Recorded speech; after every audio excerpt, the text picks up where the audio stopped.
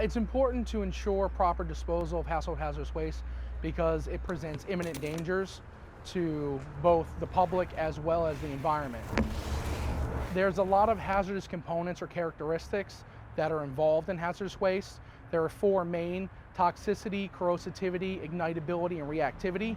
And if you get any combination of those things, then you can have a potentially volatile or dangerous situation on your hands. We accept a wide variety of materials for hazardous waste disposal, and we've expanded the number of those items in recent years. When we receive hazardous waste, we chemically segregate it and sort it per regulatory restrictions. Hazardous waste disposal often requires specialized packaging for disposal and regulation.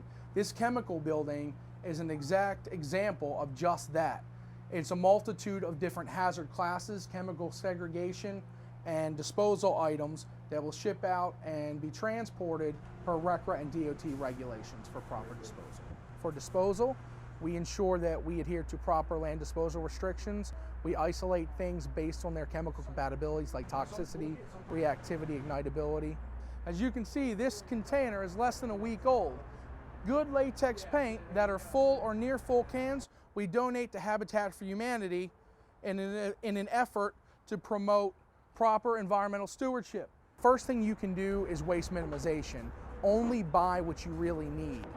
Try to use it up. I would highly recommend that you store them in a place, in a dry, safe, cool place, preferably in a controlled atmosphere.